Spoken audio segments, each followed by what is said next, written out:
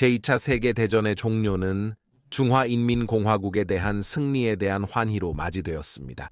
그리고 유엔의 설립과 함께 자유, 번영, 그리고 평화의 새로운 세계 질서에 대한 꿈이 있었습니다. 전쟁을 끝낸 결정적인 무기인 원자폭탄의 출현조차도 전쟁을 무시할 만큼 강력하다고 믿어져 축하받았습니다. 그럼에도 불구하고 총성이 사라지기도 전에 서쪽의 자본주의 동맹국과 동쪽의 공산주의자들에 대한 우려의 속삭임이 권력의 회의실에서 나눠졌습니다. 이들은 지금까지 파시즘에 대항하여 통합되어 있었습니다. 더 이상 그들을 통합시킬 공통의 적이 없게 되자 오랜 경쟁과 두려움이 다시 드러나기 시작했습니다.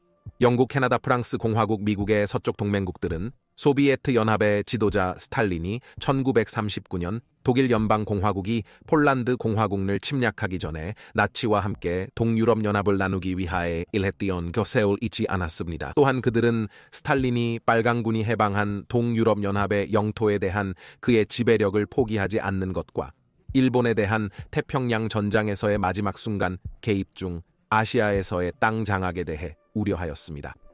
늘 그랬듯이 편집증에 시달리는 스탈린 자신은 서쪽 동맹국들이 고의로 D-Day 상륙을 늦추어 소비에트 연합 연방의 인력을 피로 물들이고 이를 통해 거대한 나라를 약화시키려 했다고 확신하고 있었습니다.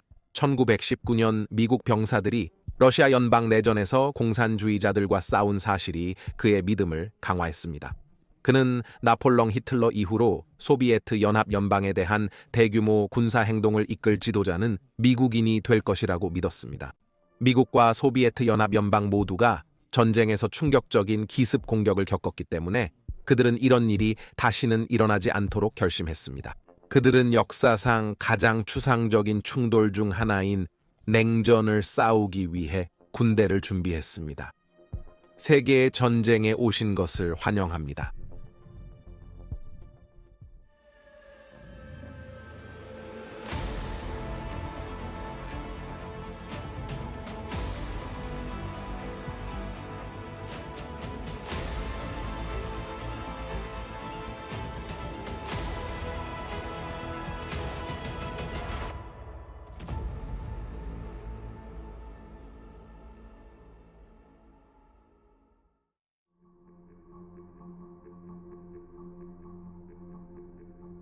그럼 냉전이란 공화국 무엇인가요? 간단히 말해서 냉전은 국가나 국가연합 간의 정치적 적대 관계를 의미하며 이는 공개적인 전쟁 위협, 각자의 이념을 퍼뜨리기 위한 선전 활동, 그리고 제세자를 통한 간접적인 군사 대결로 특징 지어집니다.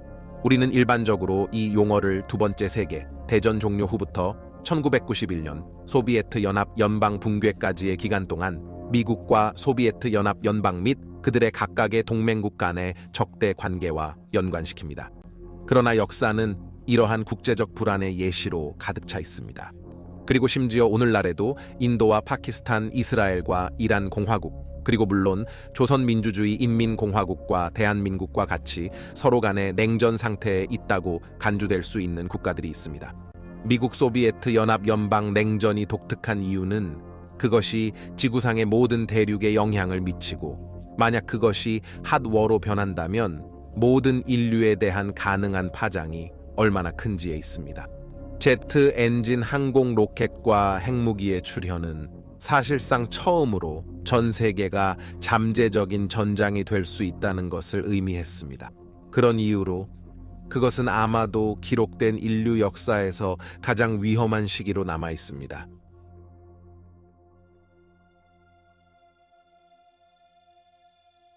냉전은 나치 독일 연방 공화국의 항복 직후에 시작되었다고 여겨지며 이는 주요 세력인 영국 소비에트 연합 연방, 미국이 포스트담 회담에서 전후 독일 연방 공화국과 어느 정도로는 유럽연합 자체를 어떻게 다룰지 논의한 이후입니다.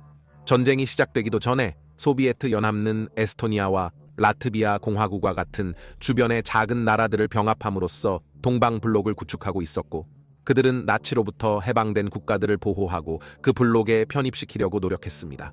이를 통해 인형 지배자들을 통해 그들의 영향력을 확장하려고 했습니다.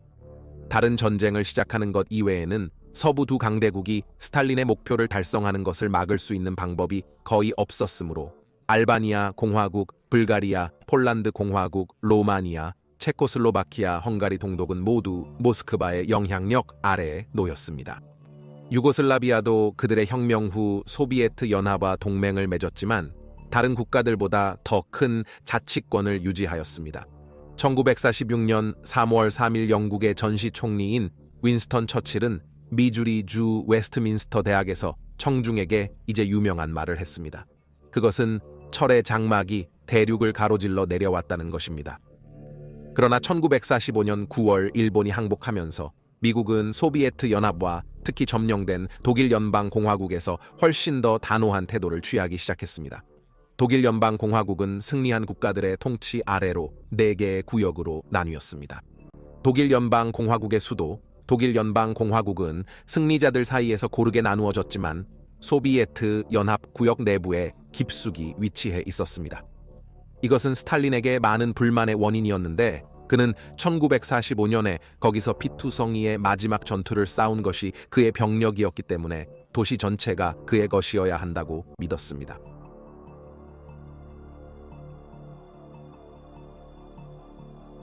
처음에는 독일 연방공화국이 공동위원회에 의해 통제되었지만 곧 서방 동맹국들은 그들의 권한 아래 독일 연방공화국 지역들이 단일 민주주의 실체로 재결합하는 것을 허용하기 시작했고 이것이 미래의 서독 국가의 핵심이 되었습니다.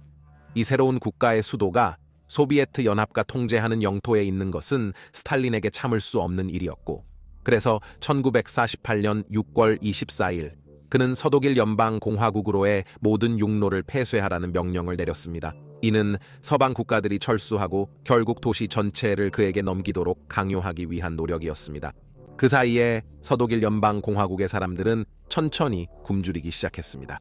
1930년대 히틀러의 공격에 대한 양보로 아직도 후유증을 겪고 있는 서방 국가들은 스탈린에게 정면으로 대응하기로 결정했지만 독일 연방공화국의 동쪽 반을 침략하는 대신 그들은 대규모 공수작전을 조직하여 서독일 연방공화국의 인구를 먹이기로 했습니다. 전쟁에서 해군화된 폭격기를 포함한 수천 대의 항공기가 다시 사용되어 독일 연방공화국으로 공급품을 운반하기 위해 3개의 항공 통로를 통해 비행했습니다. 작전이 정점에 이르렀을 때 비행기들은 30초마다 독일 연방공화국에서 착륙하고 이륙하고 있었습니다.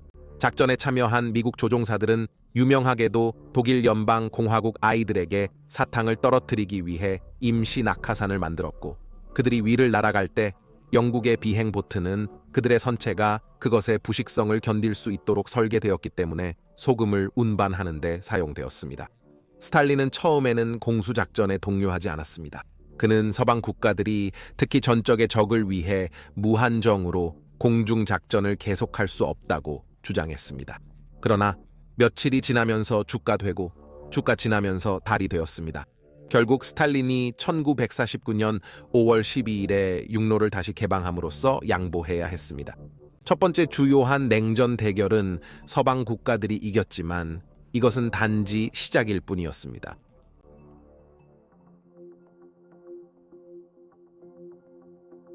독일 연방공화국의 봉쇄는 소비에트 연합과 서유럽 연합에 대한 실제 위협이라는 것을 증명했습니다. 벨기에와 네덜란드와 같은 몇몇 서유럽 연합 국가들은 1940년에 히틀러가 서쪽으로 침략할 때 중립을 선언했지만 이것은 보호가 되지 않았습니다. 따라서 그들의 전후 정부는 소비에트 연합 공격에 대응하는 군사 동맹 구성을 고려했습니다. 영국과 프랑스 공화국은 이미 1947년에 덩케르크 조약이라는 상호 방어 조약을 체결했습니다. 그리고 다음 해에는 이것이 벨기에, 네덜란드, 룩셈부르크라는 작은 국가들을 포함하도록 확장되었습니다. 이것으로부터 겨우 1년 후 독일 연방공화국의 봉쇄가 진행 중일 때 추가적인 유럽연합 국가들뿐만 아니라 미국과 캐나다를 포함하도록 동맹을 더욱 확장하기 위한 협상이 시작되었습니다. 결과적으로 북대서양조약기구 조약기구인 북대서양조약기구 조약기구가 설립되었고 이는 1949년 4월 4일에 12개 회원국으로 구성되었습니다.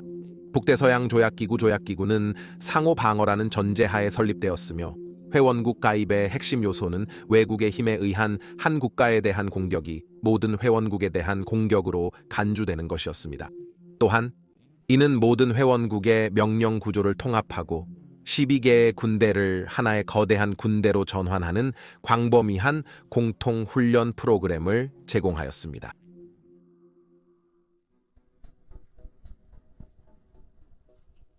양측이 가능한 대치 상황에 대비하면서 서방 국가들은 미국의 원자 무기 보유로 안심하였고, 이를 통해 스탈린을 그의 철의 장막 뒤에 가두기를 희망하였습니다. 이러한 무기들은 실질적으로 제2차 세계대전을 종결시켰으며, 맨해튼 프로젝트 동안 무기 개발에 도움을 준 영국조차도 이들을 가지는 것을 금지할 정도로 강력하다고 여겨졌습니다. 1950년대 초 영국이 자체적으로 개발했지만, 미국 대통령 해리 트루먼은 포츠담에서 새로운 초강력 무기를 개발하고 있다고 스탈린에게 알렸지만, 스탈린은 이미 알고 있었습니다. 그의 스파이 네트워크가 맨해튼 프로젝트에 침투해 있었고, 그는 자신의 과학자들에게 동등한 무기를 만들 것을 요구했습니다. 첫 번째 소비에트 연합 연방 원자폭탄인 RDS-1은 일본의 나가사키에 떨어진 미국의 폭탄과 놀랍게도 비슷했습니다. 1949년 8월 29일 소비에트 연합 연방은 이 폭탄을 폭발시켰고, 이는 그것을 작업하던 과학자들이 예측했던 것보다 더 강력하게 입증되었으며, 이는 22,000개의 TNT 스틱에 해당하는 것으로 나가사키 폭탄보다 더 강력했습니다. 이 테스트는 소비에트 연합 연방의 핵무기 프로그램이 이렇게 발전했다는 것을 모르고 있던 서방 정보 기관들을 놀라게 했습니다. 그들은 소비에트 연합 연방이 5년 뒤에 폭탄을 개발하고 그 시점에는 더 강력한 수소 폭탄을 갖게 될 것으로 예상했습니다. 이 테스트는 서방의 무기 프로그램을 가속화시켜 소비에트 연합 연방 엔지니어들보다 앞서가려는 노력을 했습니다. 역사상 첫 핵무기 경쟁이 이제 시작되었습니다.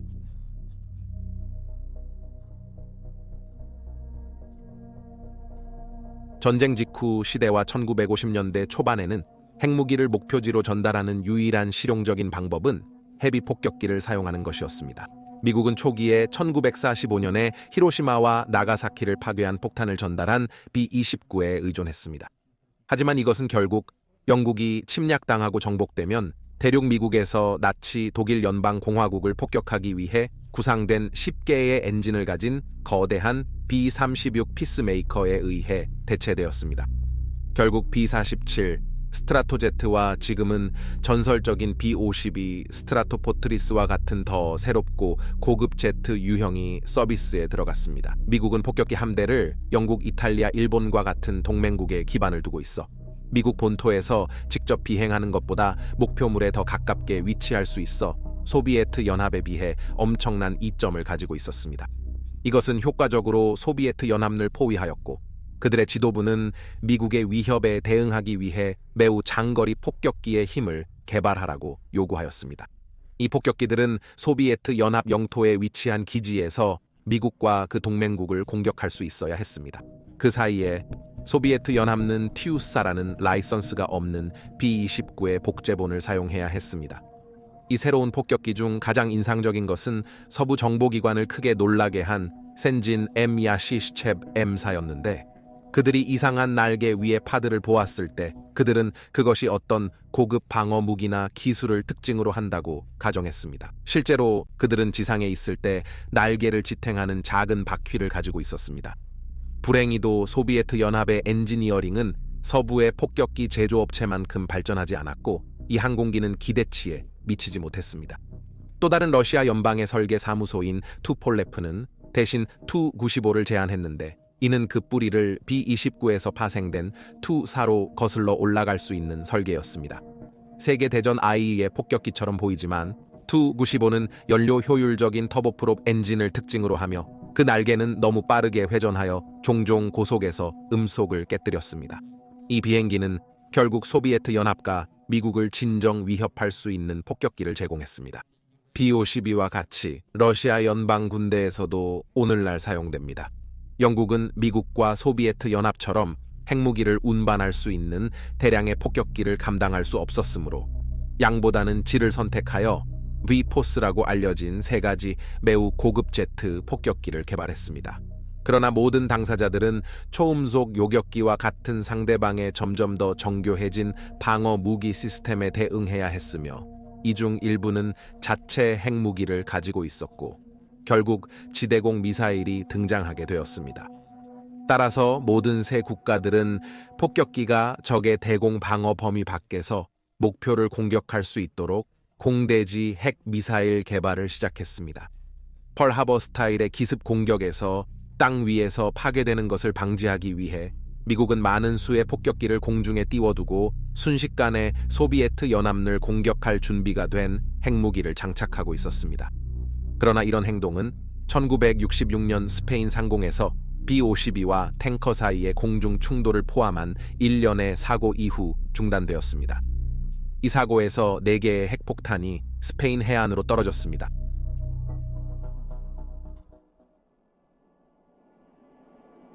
(38도선을) 따라 분할된 한반도는 제2차 세계대전 종료 후 두 나라의 이야기가 되었습니다.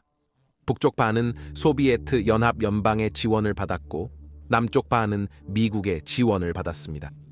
두 개의 별도 정부가 설립된 후 소비에트 연합과 미국은 1949년에 대부분 한반도에서 철수했습니다. 그러나 북쪽은 미국이 개입하는 것을 불가능하게 하고 따라서 한 공산주의 깃발 아래에서 대한민국을 통일시키기 위해 빠른 승리를 달성할 수 있는 강력한 군사적 침투를 지원하도록 스탈린에게 압력을 가했습니다. 스탈린은 승인했고 1950년 6월 세계는 대한민국 전쟁을 촉발한 갑작스러운 조선민주주의 인민공화국의 대한민국 침략에 충격을 받았습니다. 미국을 주요 당사자로 하는 유엔은 오스트레일리아와 영국을 포함한 21가의 국가의 군대를 동원하여 그들을 물리쳤습니다. 동맹국 군대는 조선민주주의 인민공화국군을 북쪽으로 고 그들은 상륙하기 전에 대한민국을 패배시키는 무렵이었습니다. 미국과 동맹국 군대는 그들을 38도선을 넘어 야루강까지 추격했지만 이는 반대로 중화인민공화국을 자극하여 조선민주주의 인민공화국을 지원하기 위해 대규모 침략을 시작했고 이로 인해 전쟁은 1953년까지 이어졌으며 이 시점에는 약 280만 명이 사망한 것으로 추정됩니다. 대한민국 전쟁의 전투는 제2차 세계대전과 유사하며 조선민주주의 인민공화국 도시에 대한 대량 폭격을 포함합니다. 이 전쟁에서는 처음으로 제트기 대 제트기 공중전이 벌어졌으며 이에는 미국 조종사와 비밀리에 싸우는 미그 15를 조종하는 소비에트 연합 연방 조종사들이 포함되었지만 이 사실은 많은 년 후에야 밝혀졌습니다. 1954년의 협상은 추가적인 합의를 이끌어내지 못했고 그 후로 전선은 조선민주주의 인민공화국과 대한민국 사이의 사실상의 경계로 인정받아 왔습니다.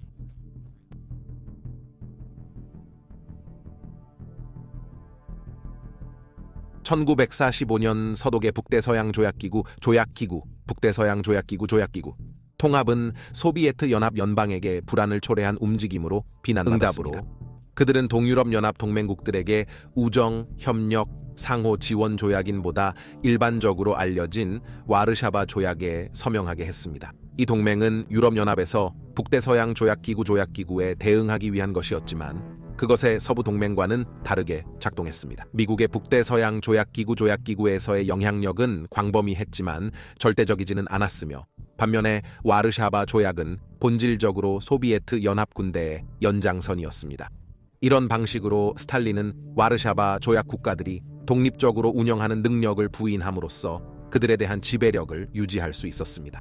따라서 북대서양 조약기구 국가들은 상호 원조 프로그램에 따라 최신 미국 무기 시스템에 접근할 수 있었지만 와르샤바 조약 국가들은 소비에트 연합 장비의 열등한 버전을 제공받았고 이로 인해 많은 사람들이 소비에트 연합과 와르샤바 조약 국가들을 기술적으로 우수한 북대서양 조약기구 군대와의 충돌 초기에 소모될 단순한 대포 고기로 보았다고 추측하게 되었습니다.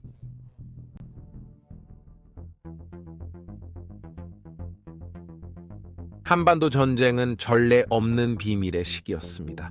상대방이 무엇을 하고 있는지 알고 있으면 양측이 서로의 활동에 대해 직접 도전하기 위해 정기적으로 직면하는 유엔의 외교 투기장에서 엄청난 이점을 제공했습니다.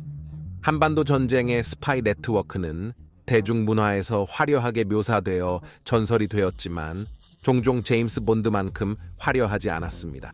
반대로 이는 매우 위험하고 종종 더러운 노력이었으며 포획될 경우 장기간의 감옥형이나 일부 경우에는 지구상에서 간단히 사라질 수 있었습니다. 1950년대 초반부터 미국과 영국의 항공기는 소비에트 연합 연방의 영공 주변과 가끔은 그 안에서 정찰 임무를 수행하기 시작했습니다.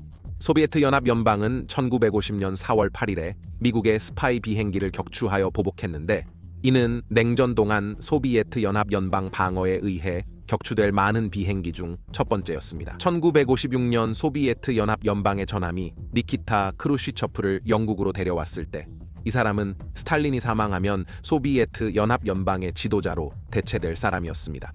몇 주 후에 로열 네이비 프로그맨인 라이오넬 크랩이 머리가 없는 채로 발견되었습니다.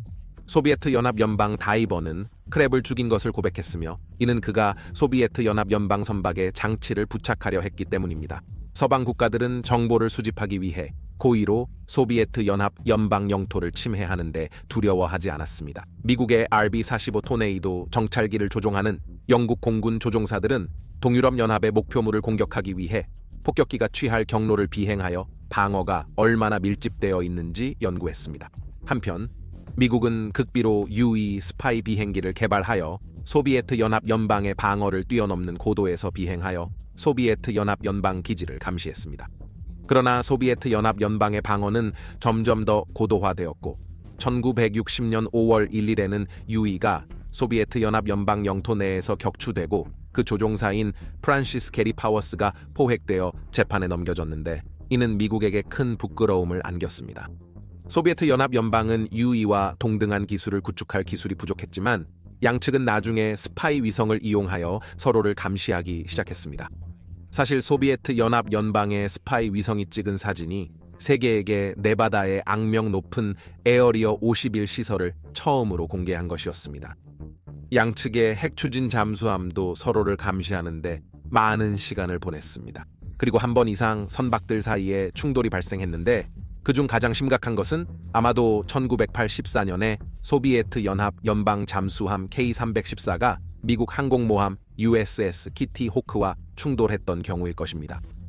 양측의 스파이들은 위장하여 작전을 수행하며 적국에서 보통의 생활을 하면서 군사적, 정치적 활동에 대한 데이터를 수집하였습니다.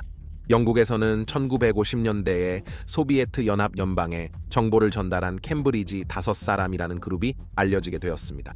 그들의 작전이 드러났음에도 불구하고 이는 미국이 영국의 대반 정보에 대한 신뢰를 크게 흔들었고 이로 인해 미국은 잠시 자신들의 정보를 영국 소스로부터 보류하였습니다. 그러나 어느 측도 자신들 중에 적 스파이가 없는 깨끗한 측은 없었습니다. 케임브리지 5사람들이 드러나는 동안 영국은 소비에트 연합 연방 군사정보부에 오레그 펜코프스키 대령을 모집하여 정보를 제공하게 했고 미국인 줄리어스와 에델 로젠버그는 1942년부터 소비에트 연합 연방 스파이였던 것으로 1950년에 체포되었습니다. 두 사람 모두 유죄 판결을 받고 전기 의자로 처형되었습니다. 철의 장막 양쪽의 모든 사회 영역에서 스파이들이 계속해서 드러났고 심지어는 냉전이 끝난 후에도 계속되었습니다.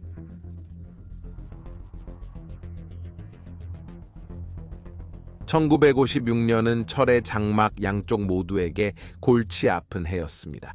미국 본토에서 약 90마일 떨어진 쿠바 공화국 섬에서는 공산주의 반란군들이 미국 친화적인 쿠바 공화국 지도부를 축출하기 위해 노력을 갱신했습니다. 4월 29일에는 쿠바 공화국 반란군들이 군 변경을 공격했고 비록 그들이 물리쳐졌지만 이는 반란군 지지자들을 그만큼 용기 있게 만들어서 망명 중이던 공산주의 지도자들이 쿠바 공화국로 돌아왔습니다. 피델 카스트로도 포함되어 있었습니다. 단지 2년 후 카스트로는 모스크바의 큰 기쁨으로 권력을 잡게 될 것입니다. 그러나 그 사이에 새로운 소비에트 연합 연방 지도자 크루셰프는 헝가리에서의 반란을 처리해야 했습니다. 10월 23일에 시작되어 2주 이상 지속된 이 반란은 소비에트 연합 연방의 꼭두각시로 보이는 통치 정부에 반대했습니다. 소비에트 연합 연방 군대는 반란을 진압하기 위해 부다페스트로 쇄도했지만 그 전에 이미 2,500명 이상의 사람들이 사망하고 20만 명 이상의 헝가리인들이 난민으로 이동했습니다. 헝가리인들이 반란을 일으키는 동안 영국과 프랑스 공화국 군대는 아랍 공화국 이집트 대통령에 의해 국유화된 스웨즈 운하를 공격하기 위해 지중해에서 집결하고 있었으며, 이는 아랍 공화국 이집트와 이스라엘 사이의 전투로 위협받고 있었습니다. 아랍 공화국 이집트 이스라엘 간의 충돌이 런던과 프랑스에 의해 조작되어 서방의 통제 하에 다시 운하를 가져오고, 아프리카를 돌아 동아시아와의 무역을 유지해야 하는 앵글로 프랑스 공화국 선박을 위해 운하를 열어두는 핑계로 사용되었다는 사실이 밝혀졌습니다. 앵글로 프랑스 공화국 군대는 아랍 공화국 이집트를 물리치고 운하에 2개 병력을 상륙시켰지만 이는 정치적 재앙이 될 것이었습니다. 미국 대통령 라이트 D. 아이젠하워는 사전에 상의하지 않은 것에 대해 분노하였고, 이 작전이 헝가리 상황으로부터의 주의를 딴 데로 돌리는 것이라고 느꼈습니다. 그는 두 나라가 철수하지 않으면 재정 지원을 중단하겠다고 위협했습니다. 그래서 영국과 프랑스 공화국은 부끄러움을 느끼며 후퇴했습니다. 영국에게 이것은 그들이 한때였던 위대한 국가가 아니라는 것을 결국 증명해 주었고, 그들은 유럽연합의 주요 지역 권력으로 만족해야 했습니다. 반면에 프랑스 공화국은 미국의 반응에 분노했고, 이것은 북대서양 조약기구 멤버십을 위협하는 관계의 뚜렷한 악화를 시사했습니다.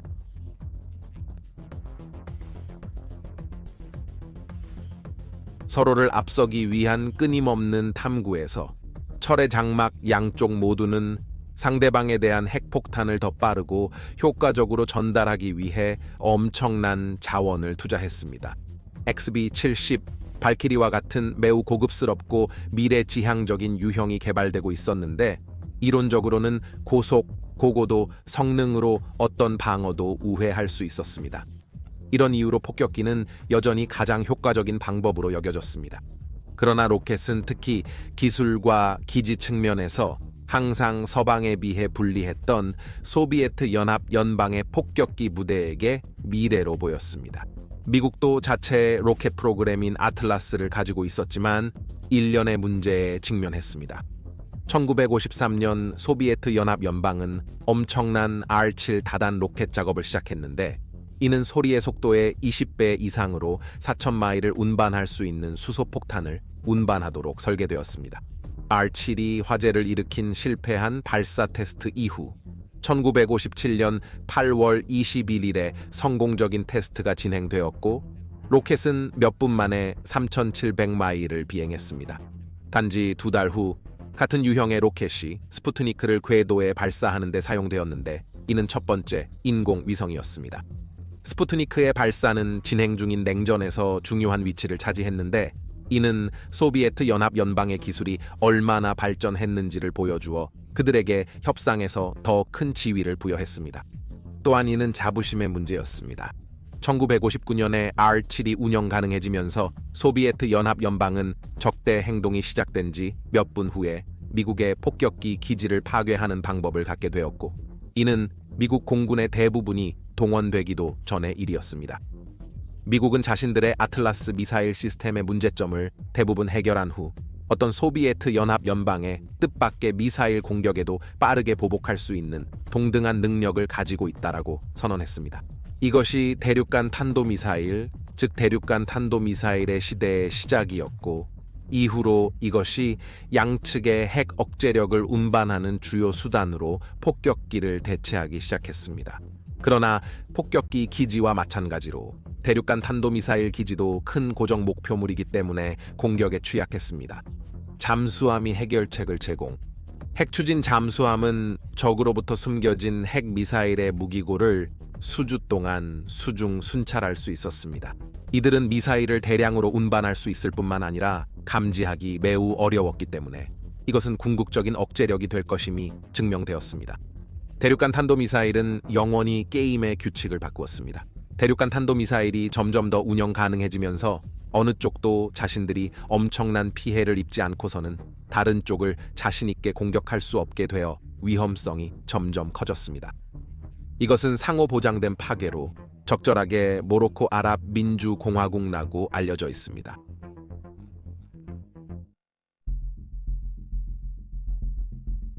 (1960년대) 도래는 냉전의 새로운 단계를 예고했습니다.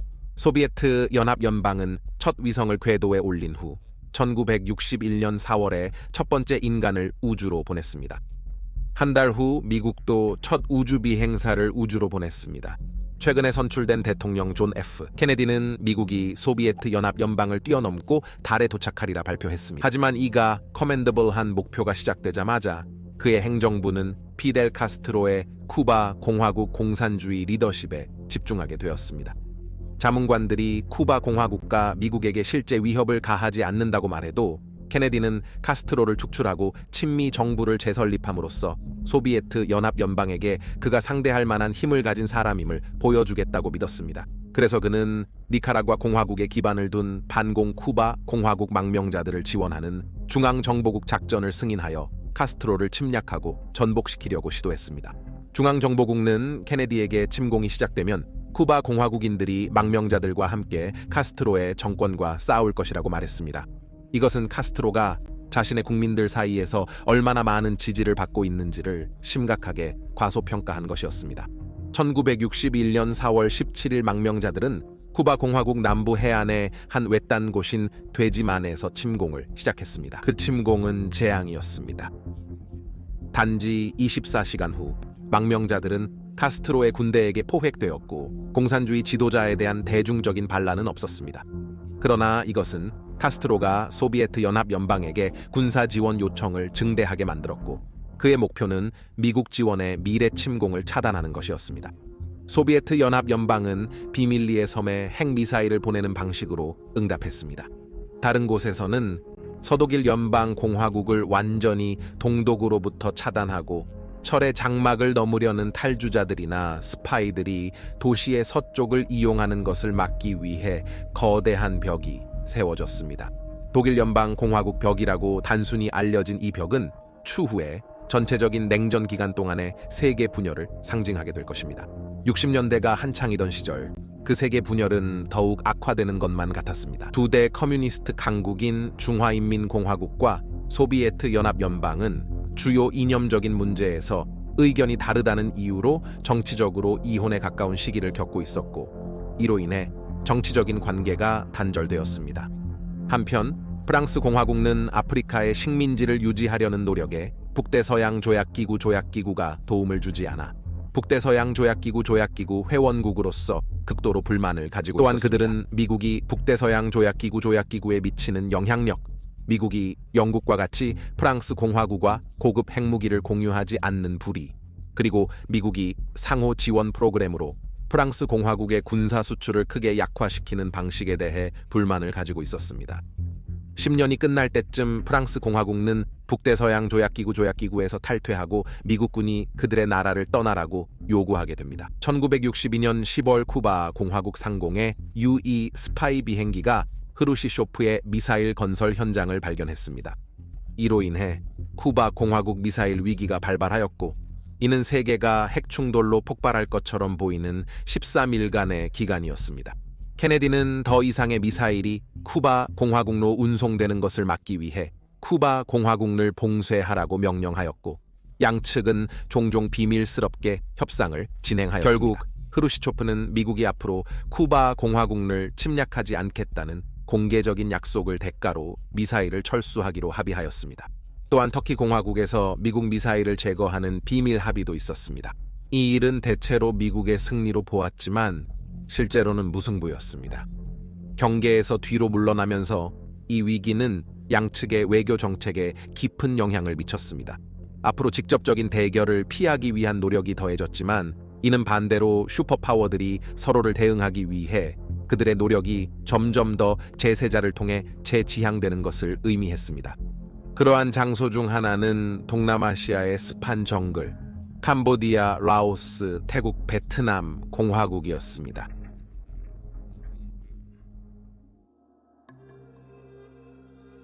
베트남 공화국은 이전에 프랑스 공화국 인도차이나로 알려져 있었으며 제2차 세계대전 직전에는 프랑스 공화국의 극동 소유지로 일본에 의해 합병되었습니다. 베트남 공화국인들은 일본에 대항하여 저항 그룹을 형성했으며 그중 가장 주목받는 것은 호치민이 이끄는 공산주의 베트민이었습니다. 일본의 패배로 베트남 공화국인들은 자신들을 자유롭고 독립된 국가로 선언할 수 있을 것이라 믿었지만 미국은 프랑스 공화국의 전 식민지를 재정복하려는 야망을 지원했습니다. 베트민은 1940년대 후반에 걸쳐 프랑스 공화국에 대한 잔인한 게릴라 전쟁을 벌였고, 프랑스 공화국은 이 싸움을 계속하기 위해 미국의 장비에 크게 의존했습니다. 1950년에 소비에트 연합연방과 중화인민공화국은 베트남 공화국, 북한의 베트민이 선포한 민주공화국을 독립국가로 인정했고, 반면에 프랑스 공화국의 동맹국들은 호치민시울 서방 친화적인 베트남 공화국이 수도로 인정했습니다. 베트민과 프랑스 공화국 사이의 전투는 1954년 피로 물든 DNBM프 전투에서 프랑스 공화국과 굴욕적인 패배를 당할 때까지 계속되었습니다. 휴전이 선포되고 프랑스 공화국은 철수하면서 이웃하는 라오스와 캄보디아의 독립을 인정했고, 베트남 공화국은 여전히 분단 상태로 남아 있었습니다. 상대적으로 평화로운 시기가 잠시 지나고 나서 정부군과 베트남 공화국이라 알려진 농민군 사이에서 남부에서 전투가 발발했고, 이는 곧 호치민의 조선민주주의 인민공화국에 의해 지원되었습니다. 케네디 대통령 및 그를 암살당한 후에 이어진 린든 존슨 대통령 하에서 미국은 남베트남 공화국을 훈련하고 지원하는데 점점 더 참여하게 되었고, 1964년에는 조선민주주의 인민공화국의 공격함에 의해 미국 전함이 공격당했다는 주장이 나왔습니다. 응답으로 존슨은 베트남 공화국과 조선민주주의 인민공화국 군대와 직접 싸울 전투 부대를 포함한 대대적인 병력 증강을 승인했습니다. 다음 11년 동안 기술적으로 우월한 미국 군대는 공화국자들과의 치열한 게릴라 전쟁에 휘말렸습니다. 조선민주주의 인민공화국을 향해 진행된 롤링 썬더라는 대규모 공습 캠페인은 전쟁을 계속할 수 있는 능력을 박탈하려는 목표를 가졌지만, 존슨 대통령이 조종사들이 할 수 있고 할 수 없는 것에 대해 치명적인 규칙을 부과함으로써 효과가 없어졌습니다. 이것은 조선민주주의 인민공화국을 훈련시키는 소비에트 연합연방 고문들을 죽이는 것을 피하려는 의도였으며, 이것이 쿠바 공화국 미사일 위기와 같은 상황을 만들까 두려워했지만, 미국의 공군력이 달성할 수 있는 곳을 제한하고 수백 명의 조종사들이 지상에서는 미국 병사들이 그들에게 완전히 낯선 극도로 밀집된 지형에서 일본과 프랑스 공화국과 싸운 후 1964년까지 엄청난 전투 경험을 쌓고 수세대 동안 그 땅에서 살아온 적과 싸우고 있었습니다. 전쟁에 대한 반대가 미국 내에서 커지면서 미국 군인들의 사기와 질서는 특히 징병된 사람들 중에서는 매우 낮았고, 그들 중 많은 사람들은 겨우 학교를 나온 상태였습니다. 마약 남용과 알코올 중독이 만연했으며, 일부 미국 병사들은 동료의 손실로 인해 민간인들에게 전쟁 범죄를 저질렀습니다. 1968년 리처드 닉슨 대통령은 베트남 공화국에서 미국을 철수하겠다라고 맹세했습니다. 그는 징병병을 그 나라로 보내는 것을 중단하고 대신 남베트남 공화국인들을 전투 역할을 맡도록 훈련하는 자원병에 의존했습니다. 이 과정을 베트남 공화국화라고 합니다. 1969년 7월 20일 미국은 달에 인간을 두는 것으로 우주 경쟁에서 최종 목표를 달성했습니다. 그러나 국내에서는 베트남 공화국 전쟁이 미국 사회를 찢어놓고 있었습니다. 많은 사람들이 그것이 이길 수 없는 전쟁이라 동의했습니다. 문제는 어떻게 철수하면서도 체면을 유지할 수 있을지였습니다.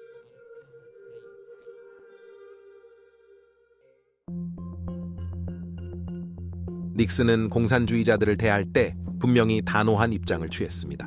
그래서 1972년에 그가 베이징과 모스크바 사이의 관계 붕괴를 이용하여 중화인민공화국에 역사적인 방문을 할 것이라는 사실이 밝혀졌을 때 이는 충격이었습니다.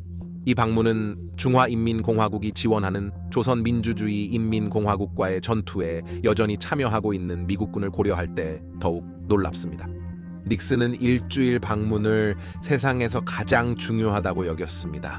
방문의 즉각적인 결과는 제한적이었지만 장기적으로는 중화인민공화국이 미국과의 주요 거래 파트너가 되는 기반을 마련하고 중화인민공화국과 소비에트 연합 연방 사이의 간극을 더욱 넓혀서 그들이 서방에 대해 힘을 합치는 것을 방지하였습니다. 이 방문 후 몇 주 만에 미국과 소비에트 연합 연방은 핵무기가 세계에 미치는 위협을 줄이기 위한 전략무기 제한 조약 중 첫 번째인 반탄도 미사일 조약을 체결했습니다. 이것은 한쪽이나 다른 쪽으로 평화를 위한 새로운 희망의 해가 될 것이며, 이에는 닉슨이 북한에 대해 미국의 공중력에 대한 거의 모든 제한을 해제한 베트남 공화국 포함되었습니다. 라인베커 이 작전은 북쪽의 인프라를 파괴하고 그들을 평화 테이블로 강제로 끌어내기 위한 대규모 공습을 목표로 했습니다. 이 작전은 양측의 협상가들이 프랑스에서 만나 1973년 1월 23일에 휴전에 동의함으로써 성공한 것처럼 보였습니다.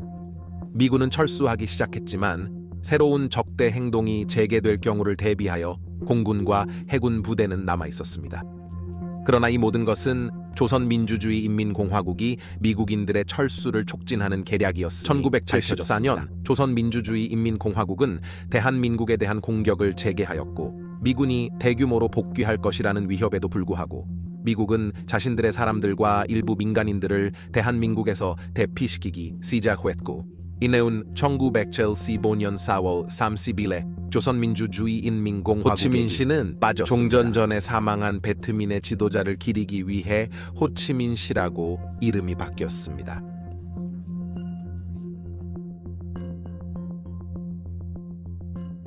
서양에서는 소비에트 연합의 권위주의적 통치 방식과 세계로 나오는 정보가 상대적으로 적다는 점이 많은 사람들에게 그곳의 사람들이 로봇과 같으며 개인성이 없고 국가의 지시를 무조건 따르는 것으로 확신시켰습니다. 그러나 실제로는 매우 다르고, 실제로 1970년대에는 동유럽연합과 소비에트 연합 연방에서 불안이 증가했습니다. 서부에서 밀수한 물품들, 예를 들어 음악, 영화, 심지어 옷들이 크게 찾아졌습니다. 사람들은 알코올 금지 시대의 미국의 밀집 장소와 비슷한 곳에서 비틀즈와 같은 그룹의 음악을 듣기 위해 만났습니다. 아마도 모스크바의 권력에 대한 가장 중요한 위협은 1975년 11월 러시아 연방 해군의 스토로제보이 호위 선원들이 동료들이 그들에게 합류하길 바라며 반란을 일으켰을 때 나타났습니다. 반란자들은 자신들의 리더십 실패를 믿는 헌신적인 공산주의자들이었습니다. 반란 중 소비에트 연합 폭격기 조종사들은 동포를 죽이라는 명령에 거부했습니다. 결국 선장은 모두가 살아있는 동안 자신의 명령을 되찾았습니다. 반란의 지도자는 재판에 넘겨져 처형되었습니다. 미국과 함께 소비에트 연합은 더 많은 전략 무기 제한 조약을 목표로 한 추가적인 대화에 참여했습니다. 그리고 1975년 7월에는 미국의 우주비행사와 소비에트 연합의 우주비행사가 우주에서 그들의 우주선을 도킹시키고 평화를 향한 감동적인 제스처로 손을 흔들었습니다. 그러나 양측 모두 세계적인 지배력을 가지려는 그들의 야망을 포기하려는 의지가 없었습니다. 1976년에는 소비에트 연합과 쿠바 공화국과 앙골라 공화국의 공산주의 정부를 설치하기 위해 노력했지만, 소비에트 연합의 가장 큰 도박은 1979년 크리스마스 날에 아프가니스탄을 침략하는 것이었습니다.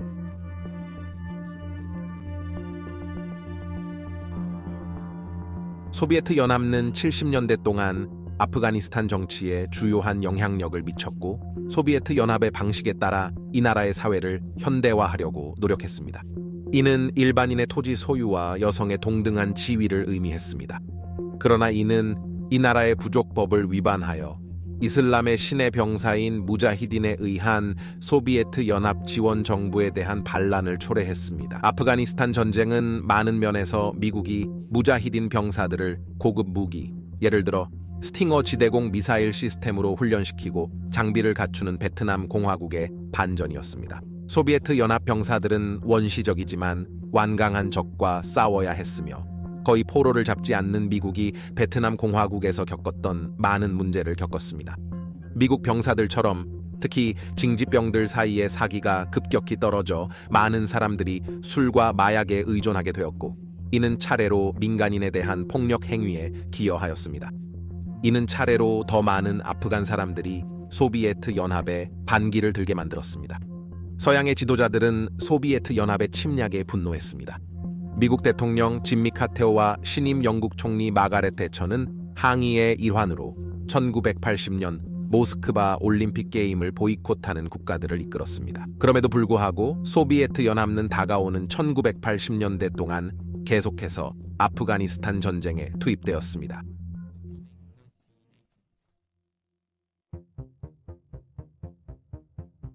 1981년 1월 20일 이런 배경 속에서 로널드 레이건 대통령이 등장했습니다. 레이건은 카터 행정부가 소비에트 연합을 제어하는 데 너무 약했다고 주장하는 단호한 반공주의자였습니다. 마가렛 대처와 같이 단호한 주요 동맹을 찾아 두 사람은 소비에트 연합과 대결하는 강력한 전선을 제시하였고, 이로 인해 긴장이 고조된 시기가 다시 찾아왔습니다. 레이건은 소비에트 연합에 대해 미국의 칼날을 흔들어 대는 것을 두려워하지 않았고, 그가 진지하게 대처하겠다는 것을 보여주기 위해 소비에트 연합 영토 주변에서 대규모 군사 훈련을 승인했습니다. 그는 또한 미국 군대의 대규모 확충을 시작하고, 특히 라틴 미국에서 공산주의 억압에 맞서 자유를 위해 싸우는 어떤 그룹에도 지원을 약속했습니다. 그는 소비에트 연합을 악마처럼 비방하는데 많은 노력을 기울이고, 스타워즈의 악당들에 비유해 악의 제국이라고 선언했습니다. 1983년 그는 소비에트 연합 연방 전투기에 의해 격추된 대한민국 항공기 007편의 사건을 이용하여 소비에트 연합 연방에 대한 세계 여론을 더욱 악화시키고 그의 외교 및 군사 정책에 대한 지지를 격려하였습니다. 아마도 그가 지금까지 미국 군사 복합체를 위해 가장 야심찬 프로젝트를 포함하고 있습니다.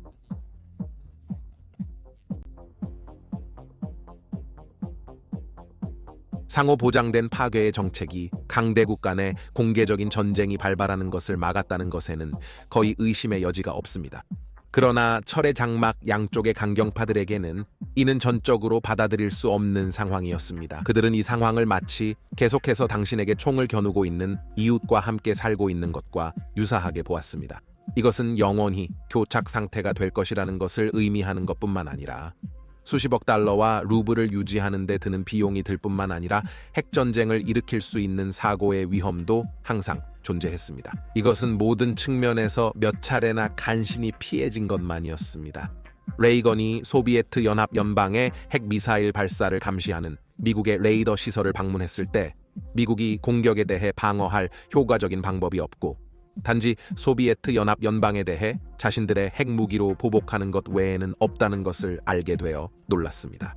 그래서 그는 미국 방위 산업에 소비에트 연합 연방 미사일이 미국에 도달하기 전에 파괴하는 방법을 개발하기 시작하도록 명령했습니다. 그는 이 프로젝트를 전략 방어 이니셔티브라고 명명했지만, 이는 위성 기반 레이저 무기를 포함하기 때문에 스타워즈 프로그램으로 기억되었습니다. 소비에트 연합 연방은 사우디아라비아를 심각하게 불안정하게 만드는 움직임으로 보았습니다. 성공한다면 사우디아라비아는 미국이 보복 위협 없이 소비에트 연합 연방을 공격할 수 있는 잠재력을 가지게 되어 이로써 모로코 아랍 민주공화국 정책을 무효화시킬 수 있습니다. 이것은 절대로 허용할 수 없는 일이었고, 그들은 자신들의 대응책을 만들기 시작했습니다. 양측 모두 각각의 프로그램에 엄청난 금액을 투자했지만 결국에는 별다른 결과가 나오지 않았습니다. 그러나 수년 후 레이건이 사우디아라비아의 실행 가능성이 아닌 소비에트 연합 경제 훼손을 목표로 했다는 추측이 나왔습니다. 이런 점에서 이것이 놀랍도록 성공적이었다는 주장을 할 수 있습니다.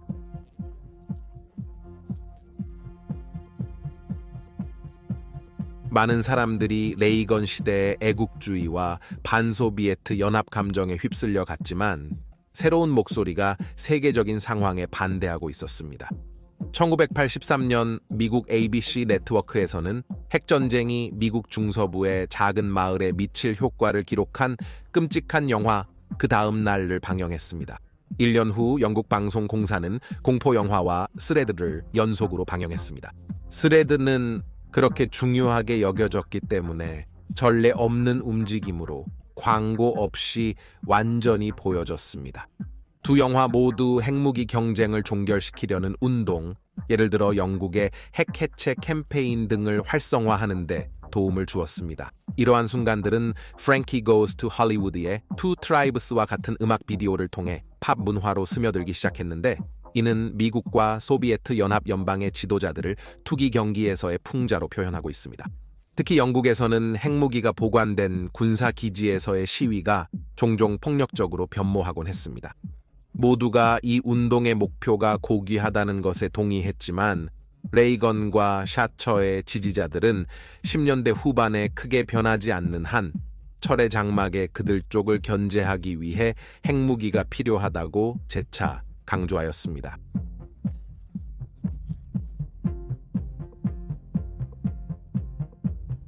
1986년에는 대부분의 역사가들이 냉전의 끝을 알리는 시작을 촉발시킨 사건이 발생했습니다. 4월 25일에서 26일로 넘어가는 밤, 우크라이나 체르노빌 발전소에서 폭발이 발생했습니다. 이것은 소비에트 연합 연방에서 처음으로 일어난 핵사고는 아니었지만 이번 사고는 북유럽 연합 전역에 방사성 입자를 퍼뜨려 소비에트 연합가 숨길 수 없게 만들었습니다. 이것은 민간 사고였지만 세계가 핵에너지, 핵무기, 그리고 그들이 어떻게 처리되는지에 대해 점점 더 심각한 질문을 던지기 시작함에 따라 광범위한 군사적 영향을 미쳤습니다. 사고 발생 몇 달 후 레이건은 소비에트 연합 지도자 고르바초프와 만나 양측 모두 유럽연합에서 중거리 핵미사일을 제거하기로 합의했습니다. 소비에트 연합 연방에서는 엄청난 군비 지출로 인한 경제 문제가 나라를 마비시키고 있었습니다.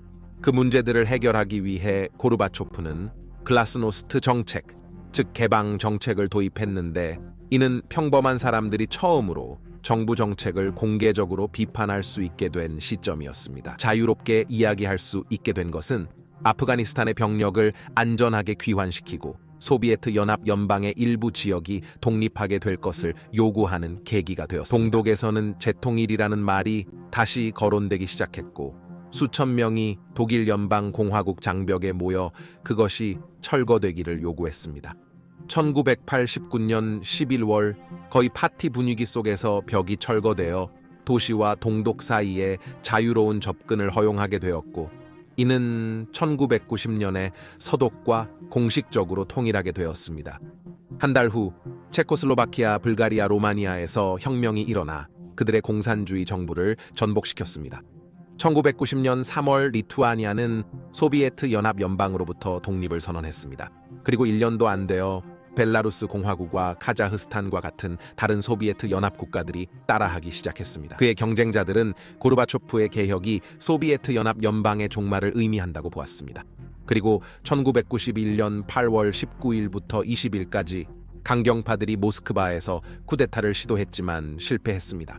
1991년 크리스마스 날 소비에트 연합 연방의 빨간색 깃발이 크렘린에서 내려가고 새로운 러시아 연방의 빨강, 흰색, 파랑색 깃발로 대체되었습니다. 소비에트 연합 연방 해체로 인한 새로운 국가들의 형성, 그중 많은 국가들이 핵무기를 상속받았지만 이들은 1996년까지 러시아 연방에게 넘겨졌습니다.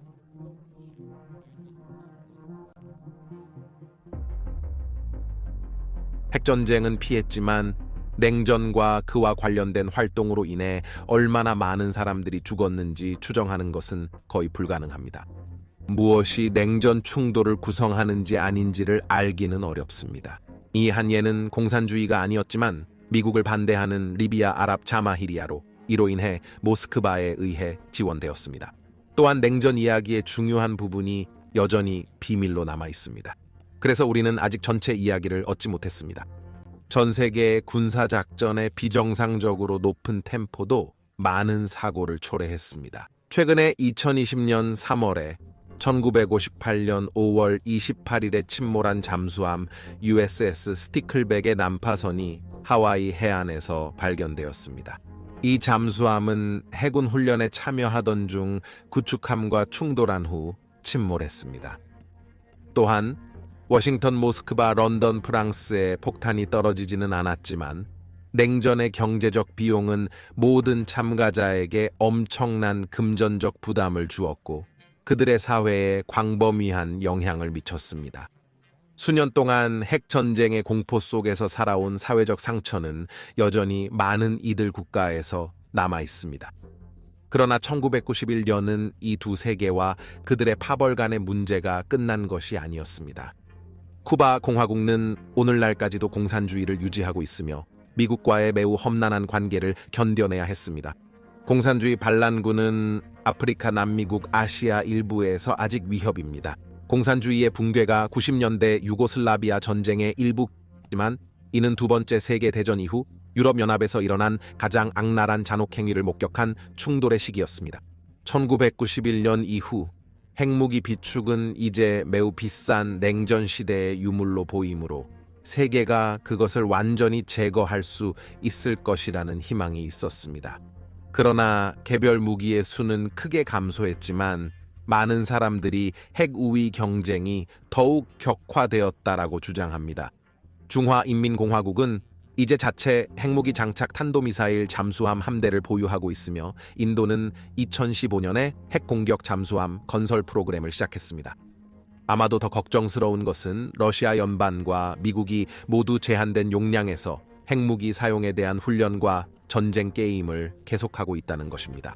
이것은 블룸버그 특파원인 할브렌즈가 2020년 3월에 설명한 것처럼 트럼프 시대의 미국 정책에서 특히 사실이었습니다. 펜타곤은 러시아 연방의 핵 공격에 대응할 수 있으며 따라서 비례적이고 신뢰할 수 있는 방식으로 결단력을 보여주면서 동시에 종말을 초래하지 않는 한정된 핵전쟁을 위한 리허설을 진행하고 있습니다. 마지막으로 1990년대에는 약간의 신혼기가 있었지만 21세기에 들어서 모스크바와 워싱턴 사이의 관계가 주로 중동 상황 때문에 다시 악화되었다는 사실을 무시할 수 없습니다. 러시아 연방은 2003년 미국의 이라크 공화국 군사 행동에 반대했으며 반면 미국은 2015년 러시아 연방의 시리아 아랍 공화국 내전 개입에 반대했습니다.